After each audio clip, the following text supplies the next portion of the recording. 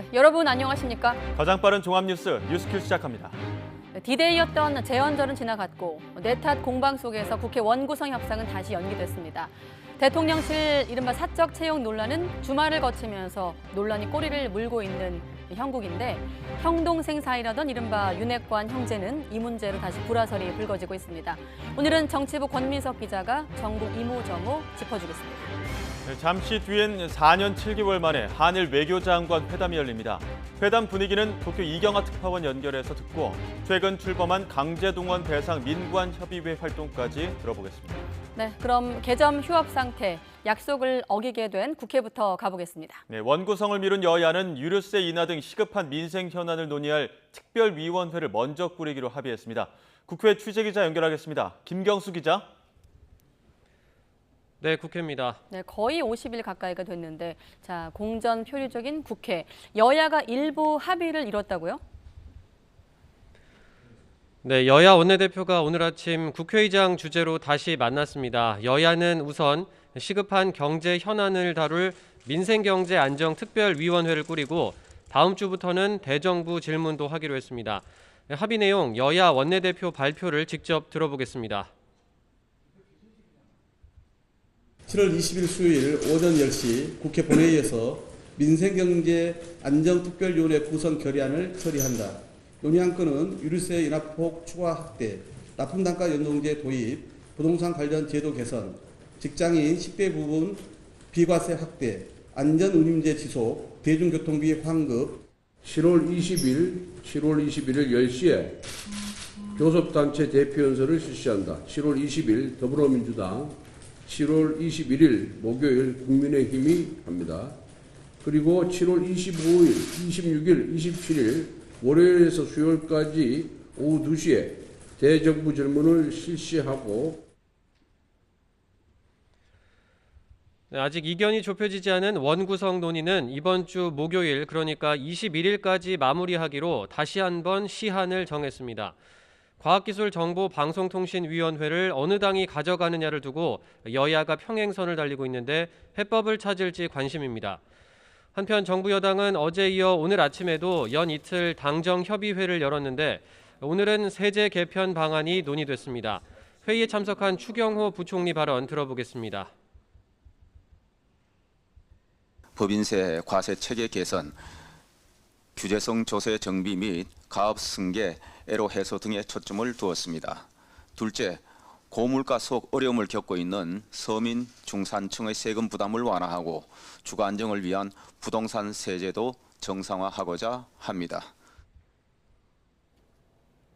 네, 이번에 국민의힘 소식도 알아보겠습니다. 이른바 윤핵관으로 꼽히는 장제원 의원이 권성동 대표 직무대행을 공개적으로 비판했죠.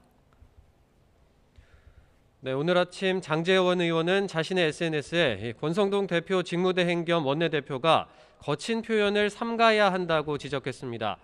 대통령실 사회수석실 9급 행정요원 임용과 관련해 사적 채용 논란이 불거진 가운데 앞서 권대행이 했던 자신이 장 의원에게 압력을 넣었다, 강릉 촌놈이 최저임금 받고 서울에서 어떻게 사느냐는 등 이 발언을 문제 삼은 건데요.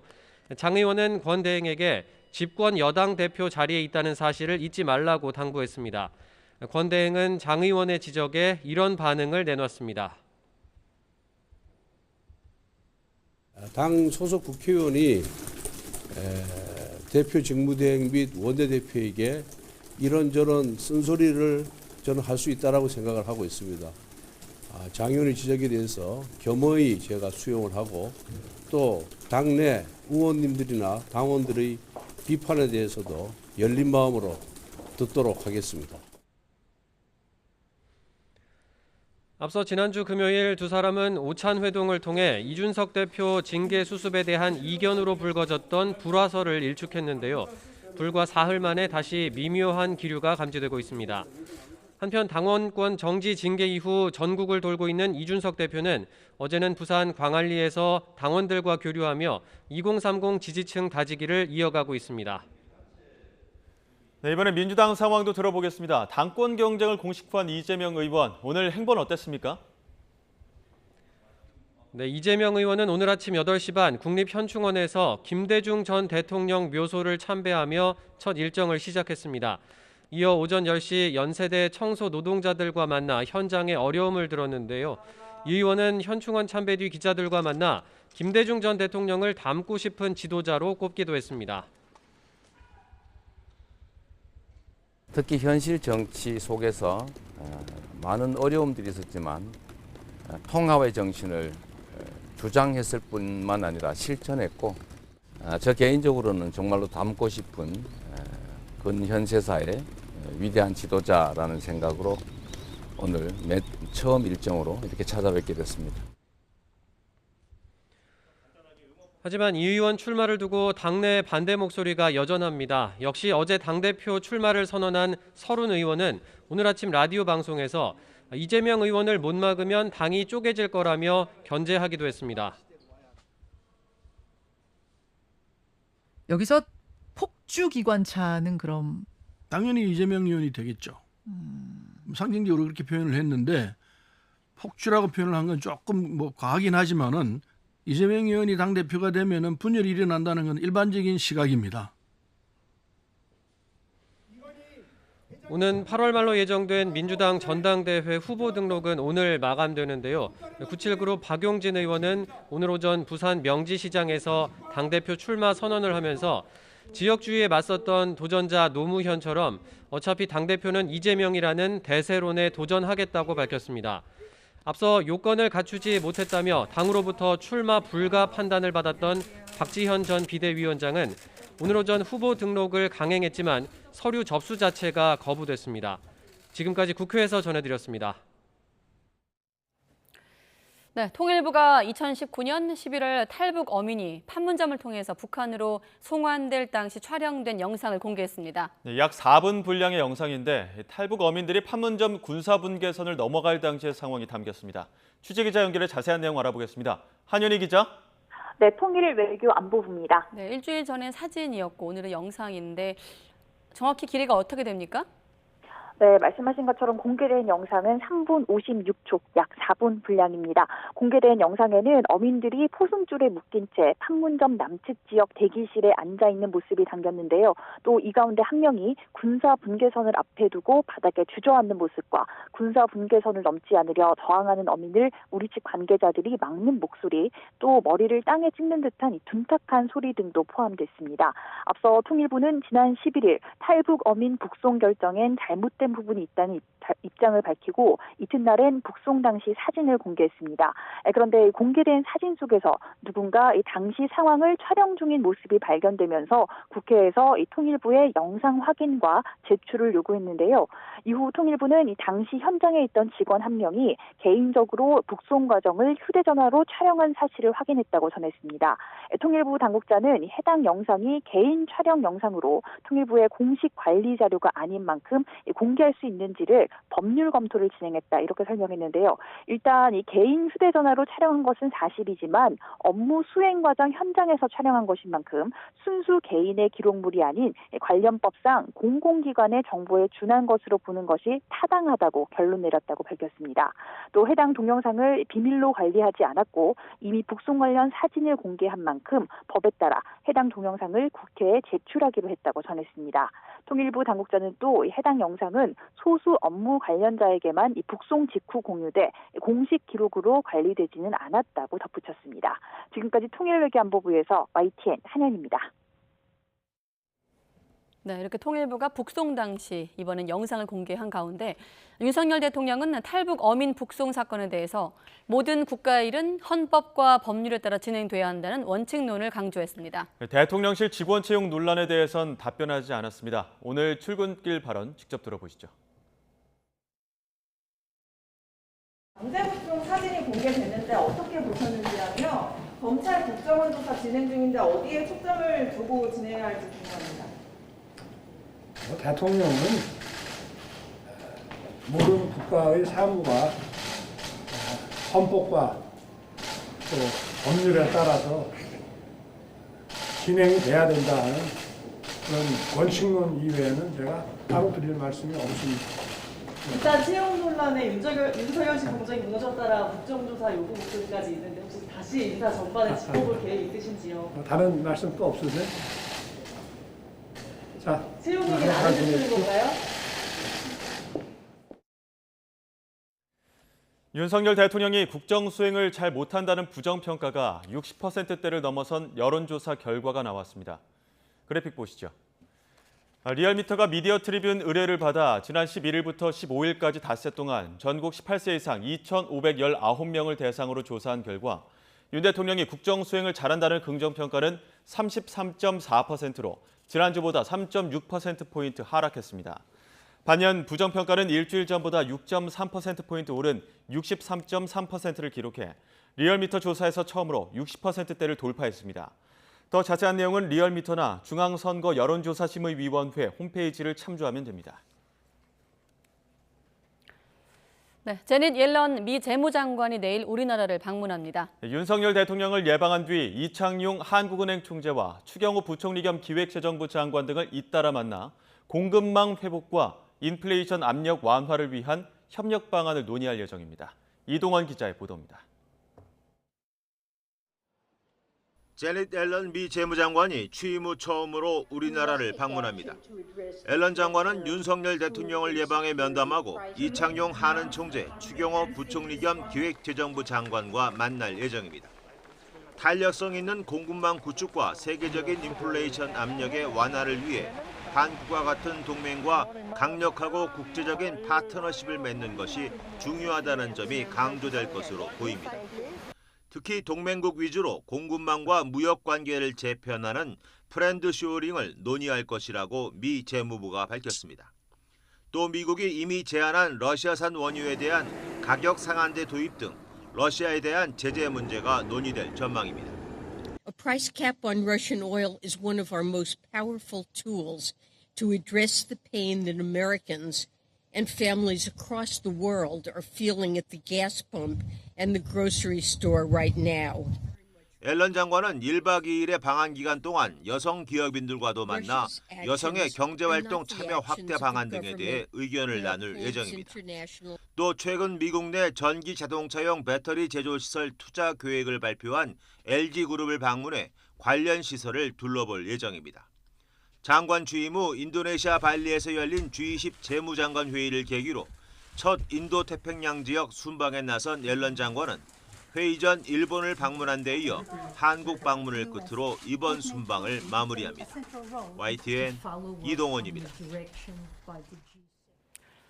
네, 그리고 4년 7개월 만에 열리는 한일 외교장관 회담이 잠시 후에 시작합니다. 이번 회담에서는 강제동원 배상 판결의 피고인 일본 기업 자산의 현금화 등 당면한 현안이 핵심 의제가 될 전망인데요. 일본 연결해서 자세한 소식 알아보겠습니다. 이경아 특파원. 네, 도쿄입니다. 네, 먼저 오늘 회담 일정부터 전해주시죠. 네, 박진 장관은 오늘 오후 하네다 공항을 통해 입국한 뒤 바로 도쿄 시내 회담장으로 향했습니다. 회담 시작 시간인 오후 4시 10분에 맞춰 일본 외무성 이이쿠라 공관에 도착했는데요. 공식 회담은 잠시 후 시작해 1시간 정도 이어질 예정입니다. 그 뒤 만찬을 겸한 논의가 1시간 반 정도 잡혀 있습니다. 한일 외교장관 회담은 지난 2017년 12월 이후 4년 7개월 만입니다. 박진 장관이 회담을 앞두고 밝힌 입장 먼저 들어보시죠. 윤석열 정부 들어서 첫 번째 외교장관 방문이기 때문에 이러한 소중한 기회를 저희들이 잘 활용을 해서 한일 간의 여러 가지 현안 문제들을 허심탄회하게 논의를 함으로써 양국의 공동 이익에 부합하는 그러한 좋은 해결 방안을 모색하고자 합니다. 네, 이번 회담에서는 과거사 문제뿐 아니라 다른 현안들에 대해서도 얘기가 오갈 것으로 예상됩니다. 박 장관은 일본 입국 후 취재진을 만나 글로벌 공급망 변화와 경제안보 중요성이 대두되고 있기 때문에 일본의 수출 규제는 철회될 필요가 있다고 밝혔습니다. 이 수출 규제 문제를 한일 군사정보보호협정, 지소미아 문제와 연계해 논의할 뜻도 내비쳤는데요. 이번 방문에 대해 본격적인 셔틀 외교의 출발점이라고 밝힌 박 장관은 양국 무비자 왕래 재개와 같은 교류 확대 방안도 논의할 것이라고 덧붙였습니다. 네, 이번 회담의 핵심 의제인 강제동원 배상 판결의 피고인 일본 기업 자산의 현금화 문제도 이야기가 올 텐데 어떤 이야기가 오갈 것으로 보입니까? 네, 우리 정부는 이번 회담에서 지난 4일 출범한 강제동원 문제 민관협의회 활동 등을 일본 측에 설명할 것으로 보입니다. 협의회 출범 이후 강제동원 문제 해법으로 한일 양국 기업이 참여하는 기금을 통해서 배상금을 지급하는 방안 등이 본격적으로 거론되고 있는데요. 재판에서 승소한 강제동원 피해자들은 피고인 신일본제철 등이 반드시 이 기금에 참여하고 또 사과하는 것이 전제라는 입장을 보이고 있습니다. 하지만 일본 측은 지난 1965년 한일 청구권 협정으로 배상 문제 등이 모두 해결됐다고 주장하는 상황입니다. 윤석열 정부는 출범 후 한일 관계 개선에 적극 나서고 있지만 일본은 한국이 먼저 해결하라는 입장 그대로입니다. 이뿐 아니라 일부 피해자들은 민관협의체에 참여하지 않아서 논의 결과가 전체를 대표한다고 보기 어렵다는 지적도 나오고 있습니다. 한국과 일본 정부 그리고 피해 당사자들이 모두 받아들일 수 있는 해법을 찾는 것이 쉽지는 않은 상황입니다. 네, 자 박진 장관이 내일은 기시다 총리를 만날 것으로 예상되고 있는데 윤석열 대통령이 보내는 메시지를 직접 전할 것으로 보인다고요? 네, 아직 양국 정부가 공식 확인한 것은 아닙니다만 박 장관은 내일 중 기시다 총리를 만날 것으로 보입니다. 박 장관은 공항에서도 그동안 한일 간 조율이 이루어져 왔다며 총리를 예방하기를 기대한다고 밝혔습니다. 이어 윤 대통령이 한일 관계 개선에 강한 의지를 갖고 있다는 뜻을 전할 것이라고 말했습니다. 기시다 총리가 박 장관을 만나서 윤 대통령의 이런 메시지에 어떻게 화답할 것인지 주목됩니다. 이를 바탕으로 윤 대통령은 다음 달 취임 후 첫 광복절 기념사에 앞으로의 한일 관계에 대한 메시지를 담을 것으로 예상됩니다. 기시다 일본 총리는 그동안 한일 관계 개선을 미룰 수 없다 이렇게 수차례 밝혀왔습니다. 그 이유로 가장 먼저 북한 핵 문제와 중국에 대한 대응 등 안보 협력을 꼽았는데요. 관계 개선 필요성은 강조했지만 일본 정부의 적극적인 노력은 눈에 띄지 않는 상황입니다. 참의원 선거에서 압승했지만 기시다 총리는 당분간 한일 관계 개선에 신중한 입장을 이어갈 것이란 전망이 우세합니다. 아베 전 총리 사망 후 자민당 내 권력 구도가 본격적으로 재편되기 전까지는 당내 보수파들을 자극하지 않으려는 의도로 풀이됩니다. 일본 측은 최근에는 윤 대통령 지지율 추세에도 관심을 기울이고 있습니다. 지지율 하락이 강제동원 문제를 매듭짓는 데 부정적인 영향을 미치지 않을까 우려하는 건데요. 한일 양국이 직면한 국내 정치 상황 등이 과거사 문제 등 핵심 현안 해결에 미칠 영향도 지켜봐야 할 것으로 보입니다. 지금까지 도쿄에서 YTN 이경아입니다. 네, 잠시 뒤면 이제 공식 회담이 시작될 예정이고 이렇게 곧 윤석열 정부 출범 이후 첫 한일 외교장관 회담이 열립니다. 일제강점기 강제동원 피해자 배상 문제가 실질적인 핵심 의제가 될 것으로 보이는데요. 강제동원 배상 해법 논의를 위한 민관협의회에 참석하고 있는 피해자 측 소송 대리인이죠. 임재성 변호사 연결되어 있습니다. 네, 변호사님 안녕하십니까? 네, 안녕하세요. 네. 자, 박진 장관도 이제 잠시 뒤에 공식 회담에서 민관 협의체에서 나온 얘기들을 직접 설명할 예정인데 저희가 오늘 변호사님과 함께 민관 협의체 활동을 좀 먼저 짚겠습니다. 어떻게 해서 출범하게 된 건지부터 좀 설명을 해주시죠. 사실 민관협의회라는 것이 이 피해자 측을 포함한 국내의 의견 수렴 절차입니다. 네. 근데 한국 정부가 이 강제동원 문제에 외교적 해법을 모색하기 위해서 뭐 피해자 측이나 이 전문가들의 의견을 수렴하는 절차는 이전 정부에서 존재했습니다. 그래서 이 절차 자체가 새롭다고 평가하기는 좀 어렵고요. 네. 다만 윤석열 정부에서는 이 의견 수렴 절차를 좀 공개적인 방식으로 하겠다면서 민관협의회를 꾸렸고 지금 2회차 회의를 좀 마친 상황입니다. 또 네. 일정 기간의 의견 수렴 절차가 끝나면 이를 바탕으로 정부안을 만들겠다는 계획도 저희가 확인을 했습니다. 정부안을 만들겠다. 자, 그럼 1차 회의가 4일에 있었고 14일에 2차 회의가 있었던 것으로 들었거든요. 어떻습니까? 예, 뭐 핵심 쟁점을 짚기 전에 좀 얘기가 잘 흘러가고 있나요? 민관끼리는? 앞서 리포트에서도 확인한 것처럼 네. 일단 피해자 측에서 일부 뭐 광주에서 근로정신대 소송을 하고 있는 측에서는 참여하지 않겠다는 입장을 확인했고요. 또 네. 이후에 제가 말씀드리겠지만 실제로 피해자 측의 의견을 전달하는 과정에서 좀 너무 원칙론에 치우쳤다라는 내부의 전문가들의 좀 의견들을 저희가 확인했습니다. 그래서 이 자리가 과연 좀 좋은 결론을 낼 수 있는 아니면 결론까지는 아니더라도 네. 여러 의견들이 좀 동등하게 수렴되고 논의될 수 있는 자리인지에 대해서는 조금 우려스러운 감정을 가지고 있는 게 현실입니다. 아, 잠시만요. 지금 구성이 외교부, 학계, 언론, 피해자 측 대리인인데 지금 원칙적인 입장이라고 하면 어떤 측을 좀 말씀하시는 걸까요?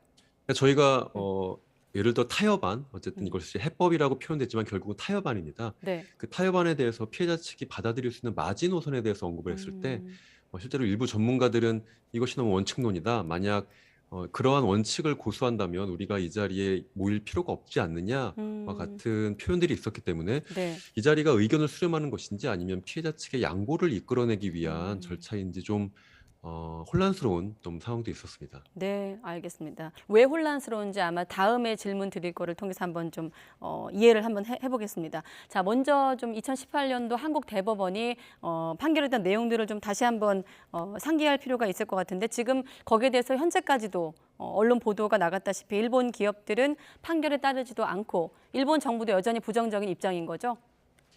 정부 기업 모두 판결에 따를 수 없다는 입장이고요. 또 네.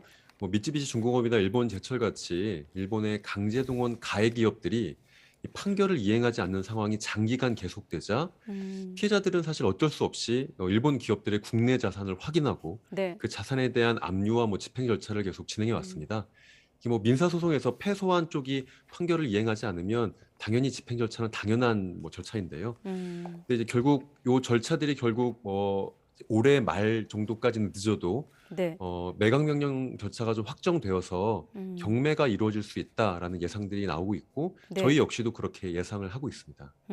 그러니까 이제 한마디로 한국 사법부의 판결을 이행하지 않고 있는 이제 일본의 전범들 얘기를 먼저 한번 해본 건데, 자, 민관협의회에 대한 피해자분들의 입장이 좀 궁금합니다. 앞서 마지노선 이라고 하셨거든요. 계속 양보 이렇게 해서 해왔다는 말씀이 좀 눈에 띄는데 어떻습니까? 좀 전반적인 분위기, 앞서 뭐 일부 참가하지 않는 피해자 측도 있다고 들었는데 피해자 측 분위기를 좀 전해주시면요. 일단 참가하지 않는 측의 입장을 좀 말씀드릴 필요가 있습니다. 제가 그분들을 대리하는 건 아니지만 그래도 여러 가지 소통을 하고 있기 때문에 민간협의회가 출범하기 직전에 한일 기업들이 네. 피고 기업을 제외한 한일 기업들이 자발적으로 돈을 만들어서 피해자들의 채권을 소멸시킨다. 이러한 언론 보도가 단독이라는 이름을 달고 나왔습니다. 그래서 이 민간협의회가 이미 정부가 결정된 안을 도출하기 위해서 구색 맞추기를 하는 거 아니냐라는 좀 의심이 커졌고 그 의심의 바탕에서 일부 피해자 측에서는 그러한 구색 맞추기라면 들러리를 서지 않겠다라는 입장을 좀 피력을 하신 거죠. 또한 궁극적으로 이제 이 안이 그러니까 이 민간협의회에서 피고 기업의 판결 이행 거부가 하나의 전제로 이야기된다면 또 참여하지 않겠다는 입장도 있었습니다. 왜냐하면 결국 피고 기업의 판결 거부라는 것을 인정하게 된다면 이게 한국 정부가 면죄부를 주는 것인데 왜 이거를 어쩔 수 없는 전제로 놓고 하냐. 오히려 한국 정부가 더 외교력을 발휘해서 피고 기업이 판결을 이행하도록 노력해야 되는 것 아니냐라는 입장을 갖고 있는 피해자도 있었기 때문에 실제로 지금 민간협의회에서 피해자 전체가 참여해서 의사를 전달한다라고 보기는 어려운 상황입니다. 네, 지금 말씀하신 부분은 그 세 가지 핵심 의제 가운데 대위 변제와 관련된 부분을 언급하신 것 같은데, 자, 세 가지 좀 핵심 의제를 화면에 띄워봐 주시고 하나씩 좀 여쭤보겠습니다. 시간이 좀 많지 않은 관계로 좀 빨리빨리 여쭤봐야 될 것 같은데, 자, 먼저 강제 동원 사안에서 외교적 보호권, 제가 지금 들어오기 전에 보니까 이 외교적 보호권 관련해서 일부 피해자 측에서 외교부에 또 공개 질의를 하기도 했더라고요. 예, 맞습니다. 네, 좀 설명해 주시죠. 어떤 게 좀 쟁점인 건지. 예, 짧게 말씀드리면 외교적 보호권이라는 건 외국에 의해서 피해를 당한 자국민이 있을 때 그 자국민의 피해를 국가가 대신 나서서 좀 해결해 주는 방식입니다. 네. 그래서 강제동원 피해자들이 한국 정부에게 외교적 보호권을 행사해달라.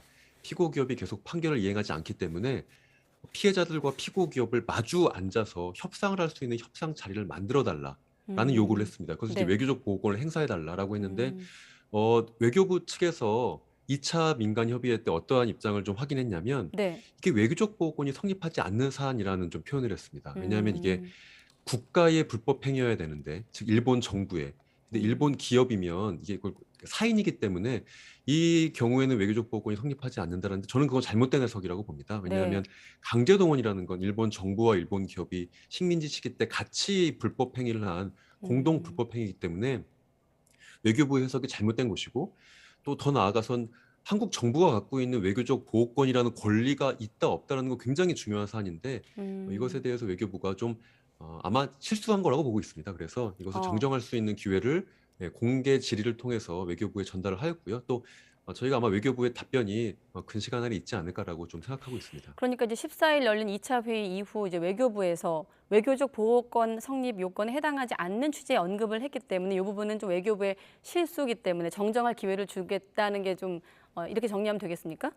예, 맞습니다. 한 국가가 갖고 있는 권리가 있다 없다라는 거 굉장히 중요한 부분인데 외교부가 저희 입장에서는 좀 잘못 해석하고 있는 측면이고 네. 외교적 보호권이 성립하지 않는다라는 건 국가가 이 문제에 대해서 뭔가 보호권을 행사할 수 없다는 해석이기 때문에 저희는 받아들일 수 없는 측면도 있습니다. 혹시 2018년 대법원 판결과 이 외교적 보호권을 연결해서도 볼 수 있을까요?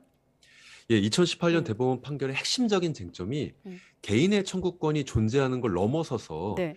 한국 정부도 외교적 보호권을 이 문제에 대해서 행사할 수 있다. 그것이 65년 청구권 협정에 따라서 소멸되지 않았다는 겁니다. 그러니까 네. 국가의 권리, 개인의 권리가 모두 살아있다라는 게 2018년 대법원 판결의 취지였습니다. 그렇군요. 그리고 일부 피해자분들이 회의에 참석하지 않은 이 대위 변제도 이제 핵심 의제 가운데 하나인데 여기에 관련돼서 민관협의회에서 어디까지 좀 논의가 진행이 됐나요? 사실 뭐 크게 논의가 진행되지는 않았고요. 대위 변제라는 게 법률적으로는 제3자 변제입니다. 피고 기업이 판결을 이행하지 않기 때문에 네. 다른 방식으로 기금을 만들어서 이 채권을 소멸시키자라는 건데 저희의 입장을 전달했죠. 다른 방식으로 돈을 만든다 하더라도 네. 피고 기업의 참여, 뭐 액수가 중요하다기보다는 피고 기업의 참여가 없다면 정말 아무런 이해관계가 없는 제3자들이 돈을 만든다는 건 이건 뭐 저희가 피해자들이 사실 불우이웃이 아니지 않습니까? 뭐 네. 기금을 받는 것도 아닌 것이기 때문에 최소한 피고 기업의 일부의 참여라도 있어야 된다가 저희가 마지노선이라고 언급을 전달을 했고 네. 거기에 대해서 사실 정부의 입장은 특별히 확인하진 않았습니다. 하지만 뭐 말씀드렸던 것처럼 참여했던 다른 전문가들이 뭐 너무 원론적이다. 이 액수의 문제가 아니라 피고 기업이 받아들이지 못할 거다라는 식의 좀 이야기를 해서 네. 이 자리가 좀 여론 수렴, 의견 수렴의 자리인지 아니면 피해자들의 양보를 받아내는 자리인지 좀 의심스러운 감정이 들었다는 처음에 말씀드렸던 건 좀 그런 맥락이 있습니다. 네. 한 가지 궁금한 게 기사를 보니까 이제 2018년도에 대법원에서 이제 배상 판결을 내렸는데 특별 현금화 명령인가요? 이제 매각과 관련해 가지고 상표권, 특허권 관련해서 또 판단이 하나 남아 있다고 하더라고요. 이걸 좀 설명해 주시면요. 2018년 대법원 판결은 네. 피해자들에게 손해배상 채권이 있는지 없는지에 대한 좀 실체적인 판단입니다. 네. 그러니까 피고 기업은 채무가 있는 거고 피해자들에겐 채권이 생긴 거죠. 네. 하지만 피해자들이 이미 이행을 하지 않으면 이것을 강제로 이행하기 위해서 또 집행 신청을 해야 됩니다. 이게 압류, 뭐 매각 명령 신청 네. 이런 절차들인데 결국 본안 판단은 2018년에 이루어졌지만 또 집행을 위한 판단이 남아 있었고 그 집행을 위한 판단이 지금 대법원까지 가 있다. 그 대법원에 가 있는 집행을 위한 판단이 올해 중에는 확정되면 이제 네. 아주 구체적인 현금화 절차인 경매가 시작될 수 있다라는 겁니다. 그렇군요. 그러니까 이제 일본 기업의 국내 자산 현금화가 이루어지기 전과 그러니까 올해 하반기 전에 좀 바람직한 해결 방안을 찾겠다고 외교부 또 박진 장관도 그렇게 이제 설명을 하고 있는데 여기에 대해서 일단 일부 피해자 같은 경우는 아까 말씀하신 기금 부분에서 좀 생각이 다르기 때문에 참석을 안 하고 있다 이렇게 정리하면 되겠습니까? 예, 맞습니다. 그 또 한 가지가 이제 사과 부분인데 어떻게 보면 세 가지 쟁점 중에 가장 중요한 대목인 것 같은데 결국 이제 사과의 주체나 어떤 방법 아니겠습니까? 그 피해자분들 의견을 좀 여쭤보면 네. 사과가 있어야 한다는 이야기를 공통적으로 확인할 수가 있습니다. 사실 네. 피해자분들이 많기 때문에 그 개별적인 생각이 다르실 수 있습니다. 하지만 그럼에도 불구하고 공통적으로 저희가 확인했던 건 일본의 사과가 있어야 된다. 그런데 형식적으로는 그 일본이라는 게 일본 네. 정부가 있을 수 있고 일본 기업도 있을 수 있습니다. 저희는 물론 둘 주체에 모두 사과가 있다면 좋겠지만 일본 정부가 현실적으로 어렵다면 마지노선으로 네. 최소한 이 판결의 피고 패소 판결을 받은 그 일본 기업의 사과는 있어야 하지 않을까. 그것이 이 타협안의 마지노선이다라는 의사를 저희가 2차 민간협의회 때 전달을 드렸습니다. 네, 그 사과의 주체에 대해서는 민관협의체에서 어떤 생각이 좀 어땠습니까? 뭐 거기에 대해서 특별히 언급은 없었고요. 네. 사실 이 사과 자체도 지금 일본이 뭐 하지 않겠다라는 의사를 여러 차례 확인했던 것이기 때문에 네. 사과가 필요하다는 저희의 의사에 대해선 역시 또 원칙론이다라는 입장들을 좀 저희가 몇 분을 통해서 확인했습니다. 네, 그래서 4년 7개월 만에 열리는 한일 장관 회담이 주목이 되고 있는 것 아니겠습니까? 자, 박진 장관도 그렇고 지금 일본 장관도 그렇고 각자 내부 어떤 정치 상황과 맞물려 있기 때문에 신중한 입장이다라고 전해지고 있습니다만 그래도 한국 외교장관이 가서 이 문제만큼은 좀 언급했으면 좋겠다 말씀하신 마지노선 어디 정도라고 보십니까?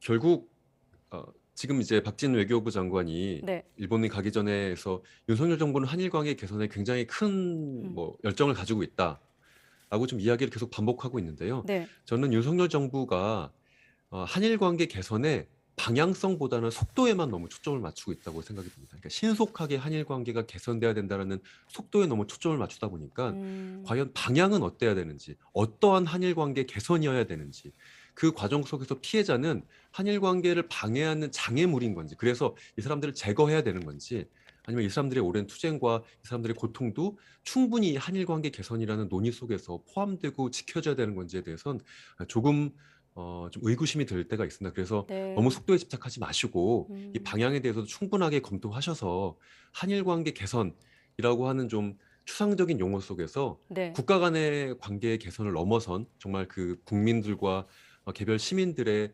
오래된 피해, 권리, 그리고 마음의 치유 같은 것들도 함께 논의될 수 있기를 바라고요. 저희가 계속 일관되게 요구했던 건 이런 과정들이 굉장히 지난하기 때문에 피고 기업과 피해자 측의 교섭 자리를 좀 만들어 주십사라는 요청들을 많이 드렸습니다. 저희는 이게 어떻게 보면 이 문제를 해결할 수 있는 순리라고 생각해서요. 외교부 네. 장관께서 일본에 다시 한번 이게 결국 우리가 검토한 순리이고 이러한 협상 자리를 다시 한번 요청해 주셨으면 좋겠다라는 생각들을 갖고 네. 있습니다. 피해자 중심, 당사자가 중심이 된다는 말씀, 그리고 속도보다 방향이란 말씀으로 대담 마무리하겠습니다. 네, 임재성 변호사였습니다. 고맙습니다, 변호사님.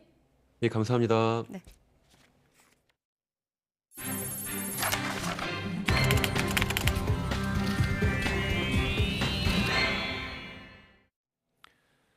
코로나19 신규 확진자는 휴일에도 불구하고 2만 6천 명 넘게 발생했습니다. 일주일마다 환자가 2배씩 늘어나는 더블링 현상이 보름째 지속하는 가운데 앞으로 3주간 이런 더블링 확산세가 지속될 것이라는 전망도 나왔습니다. 취재기자 연결합니다. 신현준 기자. 네, 신현준입니다. 네, 자세한 확진자 현황부터 전해주시죠. 네, 오늘 0시 기준 신규 환자는 26,299명입니다. 휴일 검사 건수 감소 영향으로 전날보다는 14,000여 명 줄어 2만 명대로 떨어졌습니다. 하지만 일주일 전과 비교하면 13,000여 명이 증가해 2.1배로 늘었고 2주 전과 비교하면 4.2배로 늘었습니다. 일주일 단위로 2배씩 느는 더블링 현상은 보름째 계속되고 있습니다. 월요일 발표 기준으로 보면 4월 25일 이후 12주 만에 가장 많은 확진자입니다. 유형별로는 국내 발생이 25,980명, 해외 유입이 319명입니다. 위중증 환자는 10명 증가한 81명으로 증가세를 보이고 있는데 위중증 환자 수가 80명대로 올라온 것은 지난달 17일 이후 31일 만입니다. 코로나19 사망자는 11명 발생해 누적 사망자는 24,753명입니다. 이런 가운데 코로나 하루 환자 더블링 현상이 앞으로 3주간 더 지속할 것이란 분석이 나왔습니다. 정재훈 가천대 예방의학과 교수는 오늘 한 라디오 방송에 출연해서 지금은 코로나19 재유행 급증 단계를 지나고 있다면서 당분간 확산세는 지속될 거라며 이같이 전망했습니다. 또 오미크론 대유행 때의 경험을 보면 더블링이 6주간 진행되는데 지금은 3주째라며 앞으로 3주간 더블링이 지속하고 위중증 환자와 사망자 수도 지금보다 증가할 수 있다고 경고했습니다. 정 교수는요, 현재 유행하고 있는 BA.5 변이의 파급력을 오미크론의 절반 정도 규모라고 예상하고 전체 인구의 25%는 충분히 감염될 가능성이 있다고 덧붙였습니다. 이어 전문가들이 말하는 하루 최대 확진자 수는 일주일의 하루 평균값인데 하루 확진자 20만 명 이상은 충분히 가능하고 우리나라의 경우 화요일과 수요일에 확진자가 많아서 체감은 25만에서 30만 명도 가능할 것으로 본다고 말했습니다. 다만 BA.5 유행이 오미크론과 비교해 확진자의 위중증이나 사망 확률은 높지 않은 것으로 본다면서 다행인 점은 재감염자의 중증화율이 많이 떨어지는 걸로 보고돼 대응이 어렵지는 않을 것으로 평가했습니다. 오늘부터는 또 백신 4차 접종 대상이 확대되는데요. 이에 따라 50대와 18세 이상 기저질환자, 장애인이나 노숙인 생활시설 입소 종사자도 4차 접종을 받을 수 있게 됐습니다. 아직 코로나에 감염되지 않은 사람이 3차 접종 뒤 최소 4개월, 120일이 지난 뒤부터 백신을 맞을 수 있는데 방역당국은 접종 시기에 도달한 대상자에게 안내 문자를 발송할 예정입니다. 3차 접종까지 하고 코로나19에 감염됐던 사람은 확진일로부터 3개월 뒤에 4차 접종이 가능합니다. 현재는 자녀 백신을 이용한 당일 접종이나 사전 예약만 가능한데 예약에 의한 접종은 다음 달 1일부터 시작됩니다. 지금까지 사회 2부에서 YTN 신현주입니다. 네, 최근 치솟고 있는 물가에 학교 급식실도 시름이 깊어지고 있습니다. 비용 부담 때문에 육류 비중을 줄이거나 재료를 바꿔야 하는 등 고민이 커지고 있는데요. 현장에 나가 있는 취재기자 연결해 자세히 알아보겠습니다. 정인용 기자. 네, 저는 서울 자밀초등학교에 나와 있습니다. 네, 고기는 바꾸고 채소는 줄이고 학교에서 이 급식 준비하기가 여간 어려운 게 아니라고요? 네, 제 뒤로 보이는 식단표의 이번 주 식품 구성을 보면 소고기와 닭고기 등 육류가 꼭 한 가지씩은 매일 포함되어 있는데요.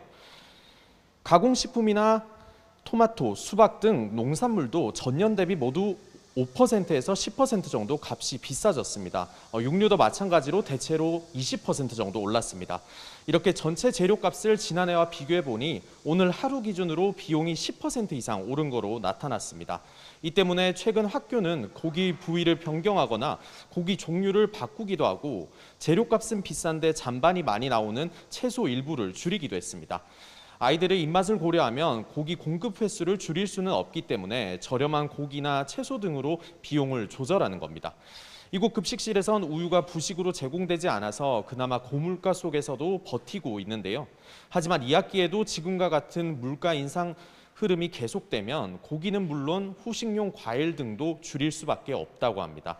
현재 유치원과 초중 고등학교에서 모두 무상으로 급식을 제공하기 때문에 예산을 분담하는 교육청과 지자체는 증액 압박도 커질 전망인데요. 서울 등 일부 지역의 경우 교육청과 지자체가 다음 학기부터 예산을 약간 올리기로 했지만 물가 상승폭에는 미치지 못하는 상황입니다. 또 예산 여유가 있는 일부 교육청만 급식비 증액에 나서면 지역별 편차가 생길 거란 우려도 제기됩니다. 언제까지 물가 인상이 이어질지 모르는 만큼 교육부가 장기적인 대책 마련에 들어가야 한다는 목소리도 나오고 있습니다. 지금까지 서울 자밀초에서 YTN 정인용입니다. 네, 환율이 올라서 시름인 곳도 있습니다. 휴가철 성수기를 앞두고 있지만 면세점보다 그냥 백화점에서 사는 게 더 저렴한 역전 현상까지 벌어지고 있습니다. 적자가 이어지는 면세업계는 돌파구 찾기에 나섰는데요. 윤혜리 기자가 취재했습니다. 여름 휴가 준비가 한창인 시기에도 시내 면세점 대부분 매장이 한산합니다. 손님보다 직원 수가 더 많을 정도입니다. 잠잠해졌으니까 고객님의 입점도 많겠지라고 생각을 했으나 아직까지는 조금 더 기다려봐야 할 것 같습니다. 면세 찬스도 옛말이 됐습니다. 원달러 환율이 1,300원을 오르내리면서 백화점보다 면세점에서 사는 게 더 비싸다는 말까지 나옵니다. 그냥 백화점에서 사는 거랑 별로 차이 없어지긴 하는 것 같아서 특별히 면세점 이용을 좀 안 하게 되긴 하는 것 같아요. 여행객들은 지갑을 굳게 닫아버렸습니다. 코로나19 2년 2개월 만에 항공 규제가 전면 해제됐지만 면세업계는 여전히 침울합니다. 국내 주요 면세점 대부분이 올해 1분기에도 영업 적자를 면치 못했습니다. 면세업계는 돌파구를 모색하고 있습니다. 롯데면세점이 내놓은 환율 대응 보상 정책이 대표적입니다.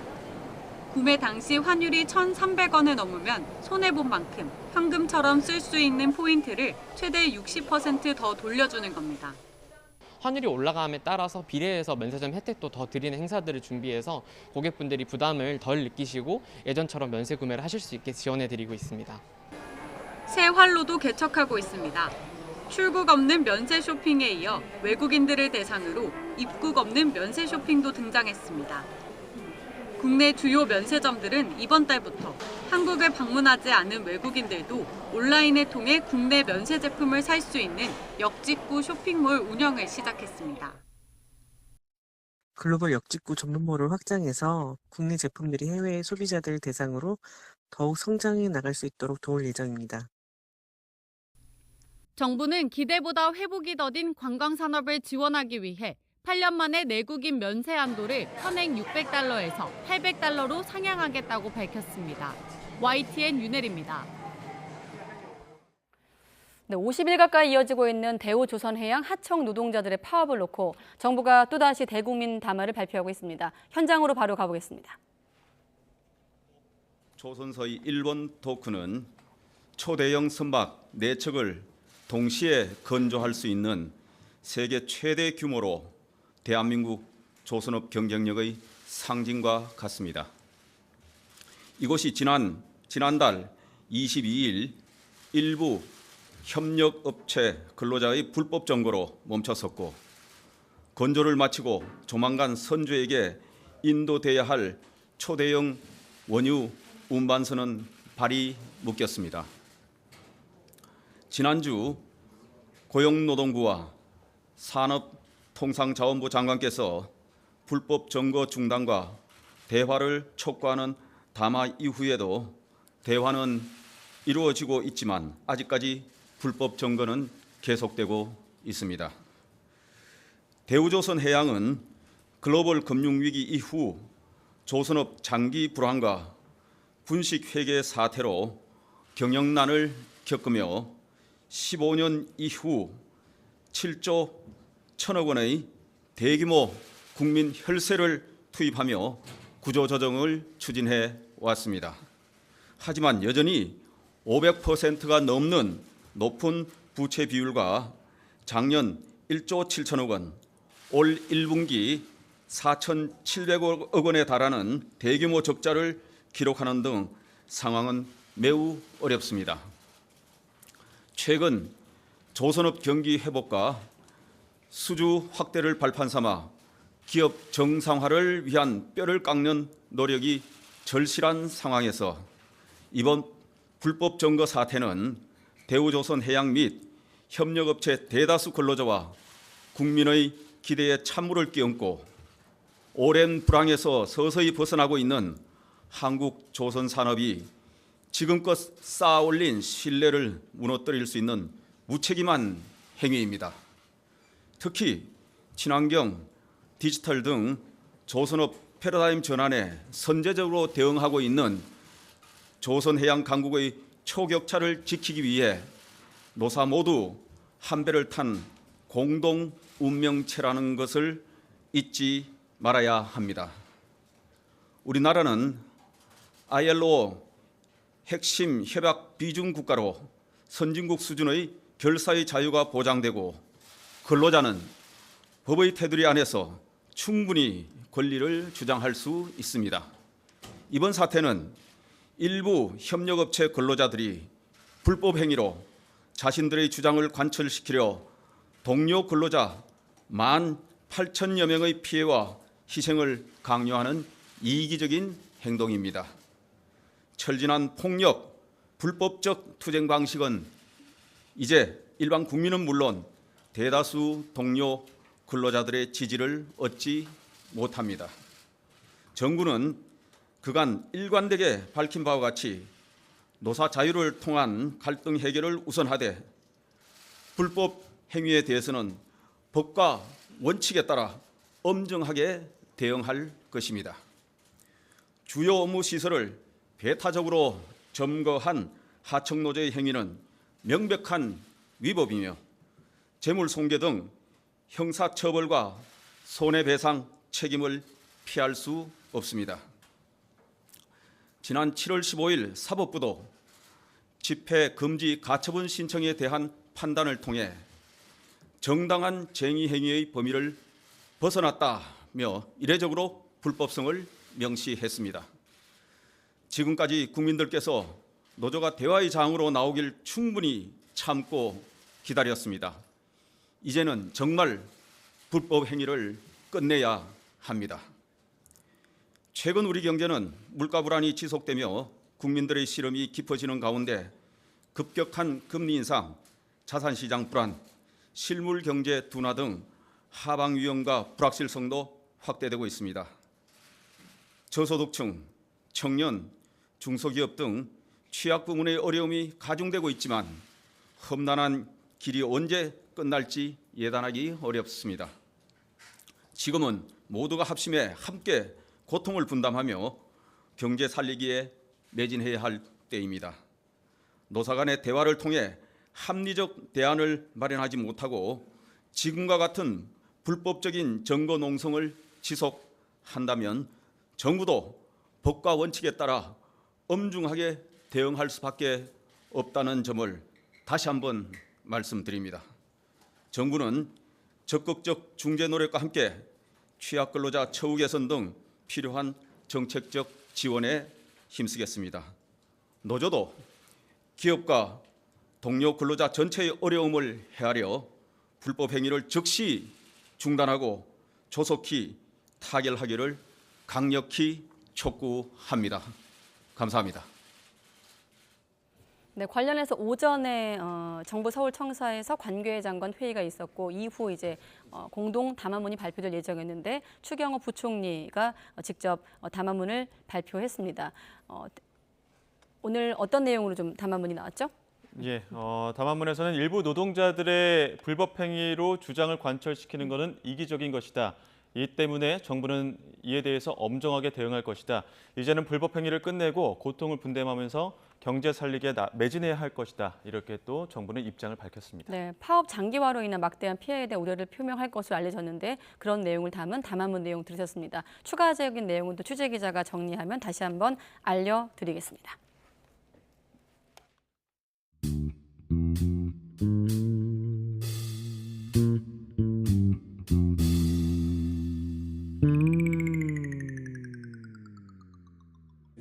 박수나 한번 주세요.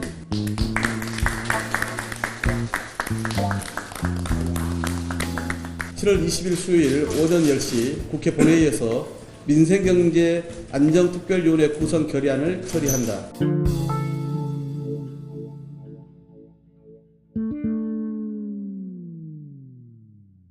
후반기 국회 원구성 협상은 7월 21일까지 마무리하도록 양당은 적극 협조한다.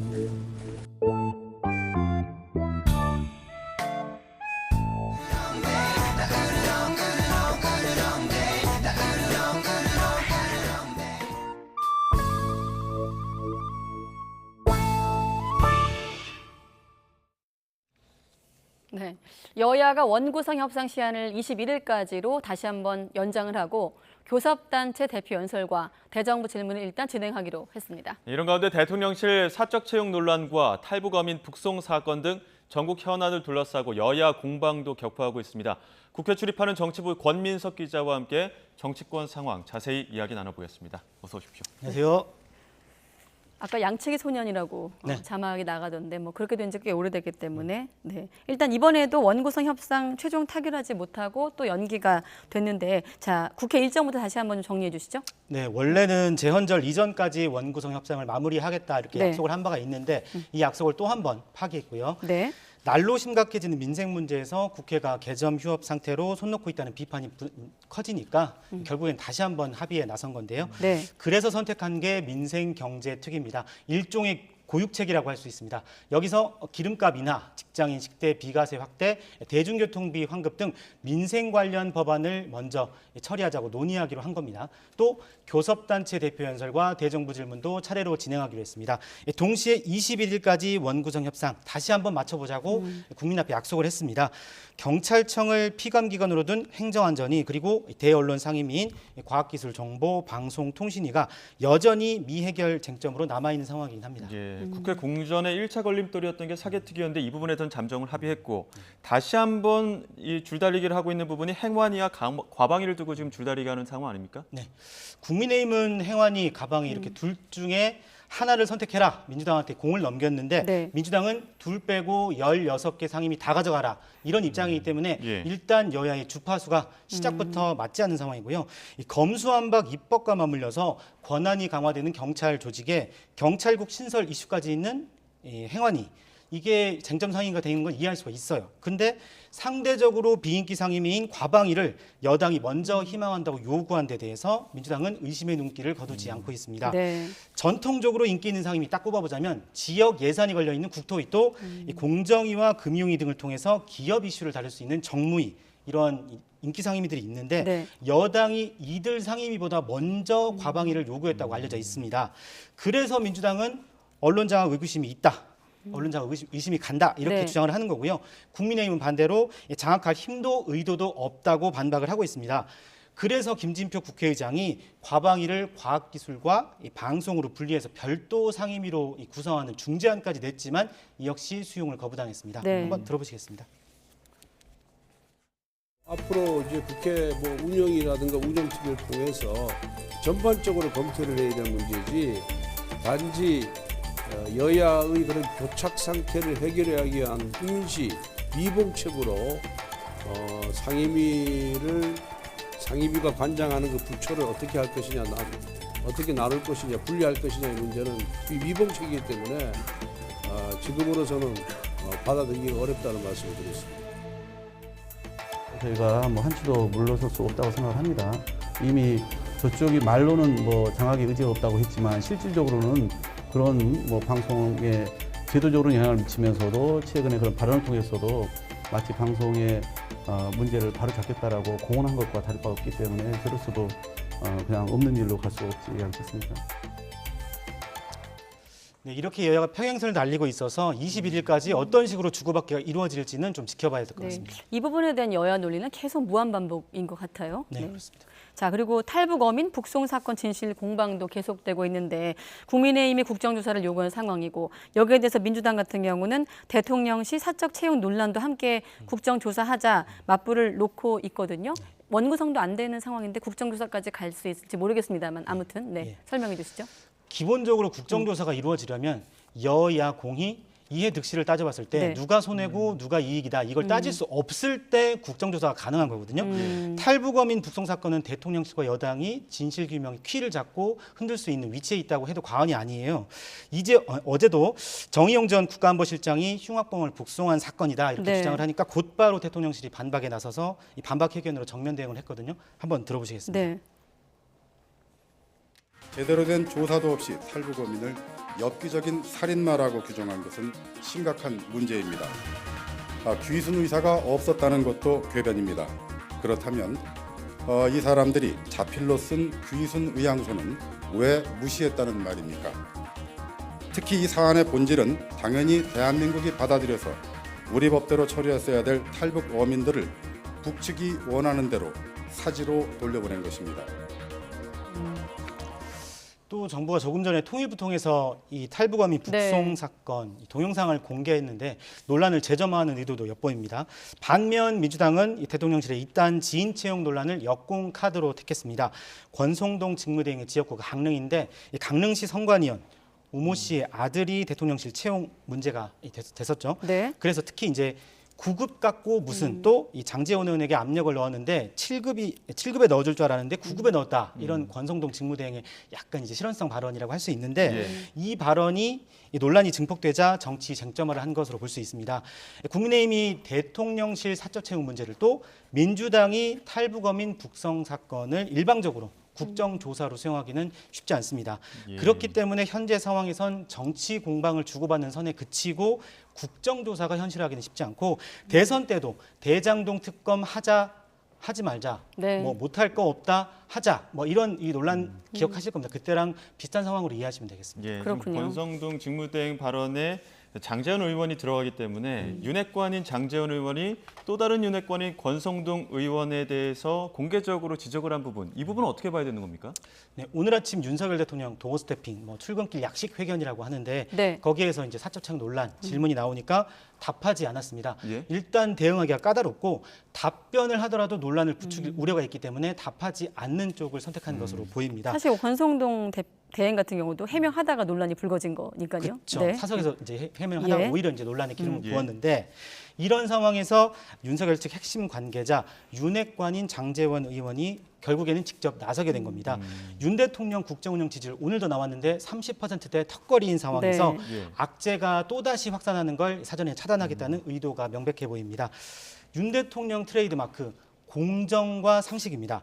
사적 채용 논란은 2030 젊은층 민심 위반에 직결되는 아주 민감한 주제고 윤 대통령의 공정과 상식이란 이 원칙도 심대한 타격을 받을 수 있을 만큼 이 장제원 의원이 안 나설 수 없는 상황이었던 것이죠. 예. 이에 대해서 권 직무대행도 열린 마음으로 듣겠다, 곧장 수긍하면서 논란을 진화하는 쪽으로 가닥을 잡은 것으로 보입니다.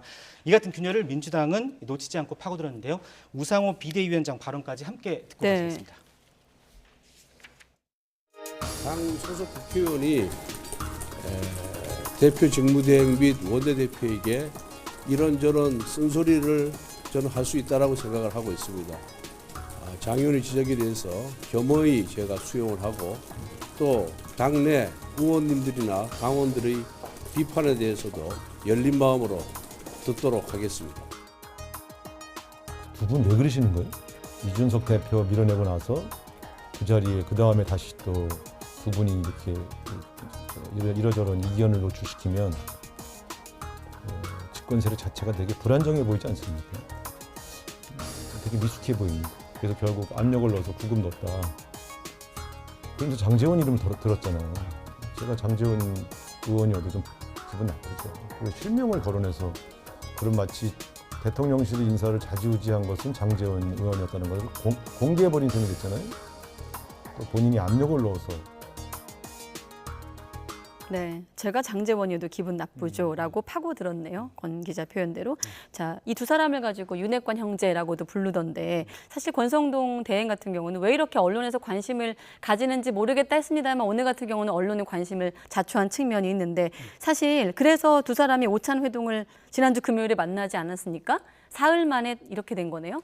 네, 그렇습니다. 그 이준석 대표 중징계 후에 차기 지도 체제를 놓고 이견이 있는 거 아니냐, 이 두 사람 사이에 이견이 좀 있다. 예를 들면 뭐 조기 전당대회냐, 아니다, 직무대행 체제냐 이런 이견이 있다. 이런 시선들이 조금씩 커지니까 황급히 진화를 위해서 지난 15일에 여의도 모처에서 식사를 함께 했습니다. 여기서 나온 이야기가 이거거든요. 한 번 형은 영원한 형, 한 번 동생은 영원한 동생 이렇게 이야기하면서 우리의 사이에 갈등은 없다 일축을 했는데 식사 마치고 나와서 장제원 의원이 이랬거든요. 계산은 성동이 형이 했다. 자기 안 했다. 얼마나 화기애애합니까? 하지만 이 권 직무대행의 실언성 발언에 대해서는 엇박자가 나는 걸 감수하고서라도 이 장 의원이 일단 논란을 자르고 가야 한다 이렇게 판단을 한 것으로 보입니다. 사실 이준석 대표 사고 상황에서 권성동 직무대행 공식 직함이 당 대표 직무대행 겸 원내대표거든요. 직함이 엄청 길어요. 엄청 긴 만큼 중책이잖아요. 결국에는 원내 협상을 총괄하죠. 그리고 당과 정부, 대통령실 관련 정무 판단까지 전부 다 권 직무대행이 나 홀로 감당하기에는 부담이 만만치 않습니다.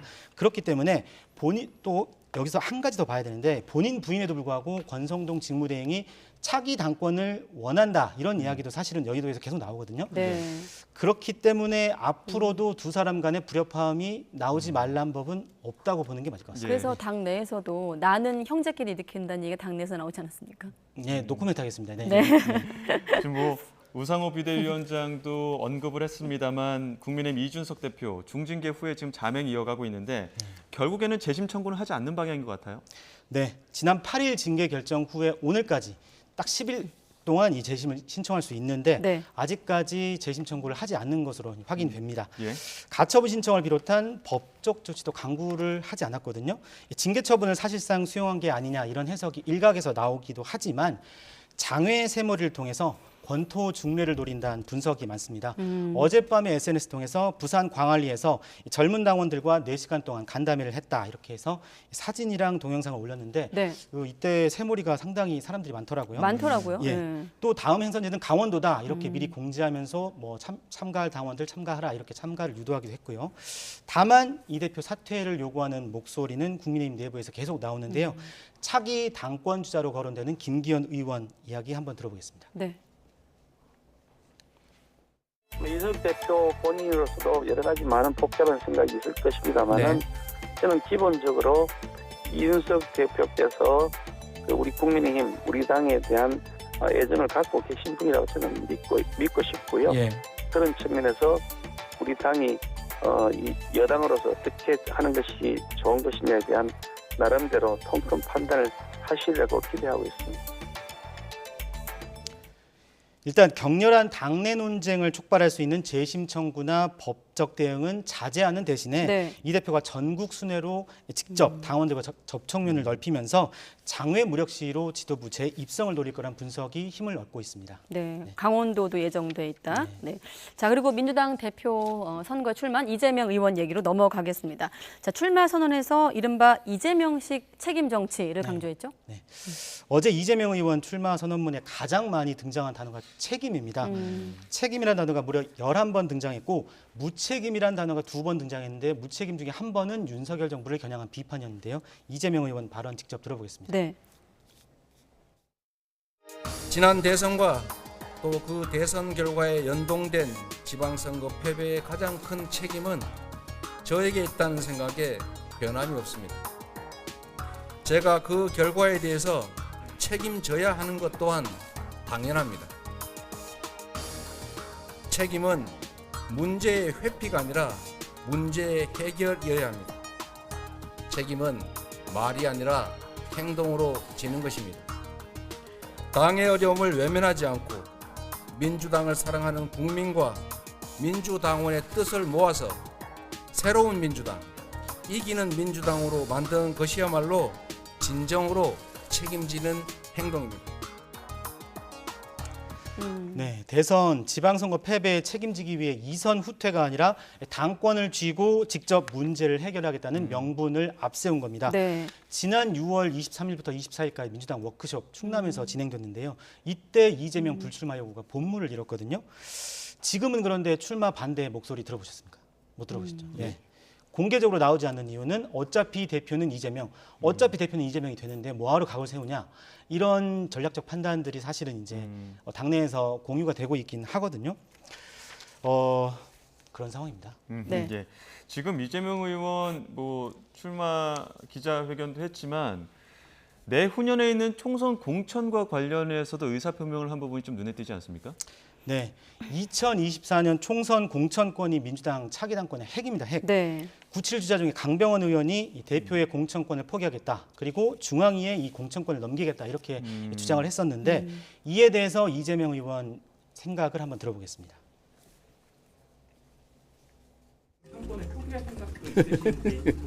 그러면 누가 합니까 그거를? 네, 이미 있는 당의 훌륭한 공천 시스템 공천을 확대 강화하는 것이 바람직하다, 그런 생각을 하고 있고요.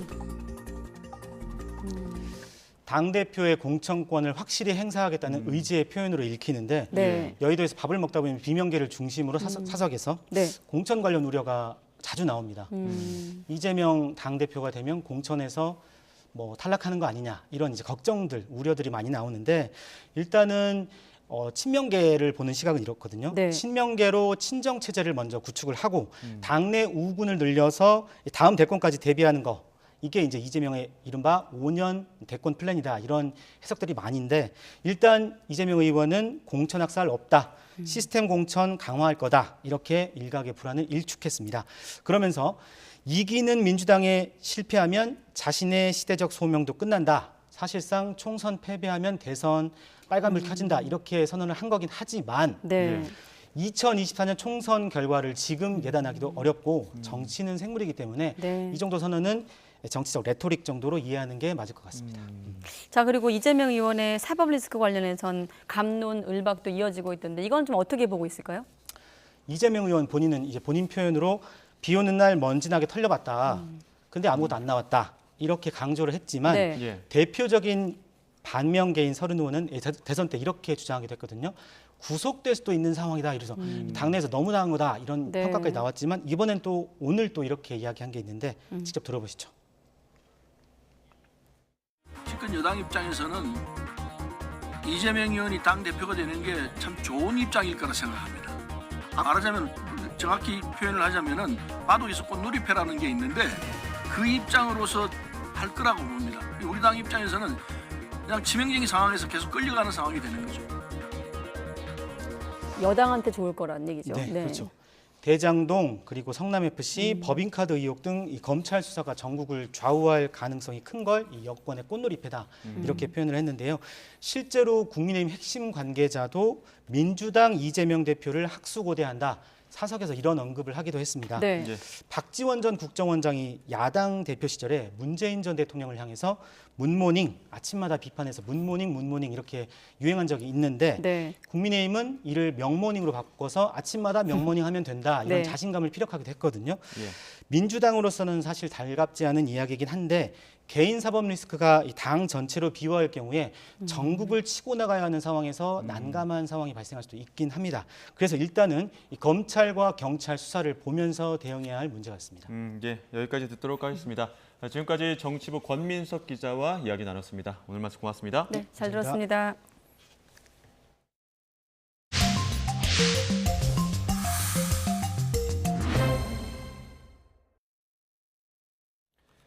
남부에 내린 집중호우로 전남 지역 도로 곳곳이 침수되고 항공편 일부가 지연됐습니다.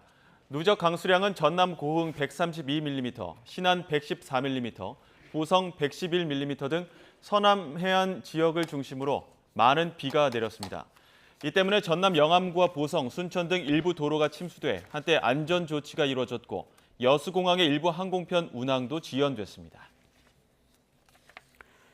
네, 부산 지역에서도 호우로 하상도로와 지하차도 통제가 이어지고 있습니다. 부산경찰청은 기장 월천교와 무곡 지하차도, 온천천 세병교와 수연교, 연안교가 아침 8시 전후부터 통제됐다고 밝혔습니다. 부산 지역의 오늘 강우량은 오전까지 50.7mm를 기록했고 가장 많은 비가 내린 영도 지역은 68.5mm였습니다. 이 같은 집중호우에 오늘 오전 9시 50분쯤 경남 하동군 하동읍 읍내리에 있는 축대벽이 무너졌습니다. 이 사고로 다행히 인명피해는 없었지만 인근에 있던 빈집 한 채를 덮쳐 일부가 파손됐습니다.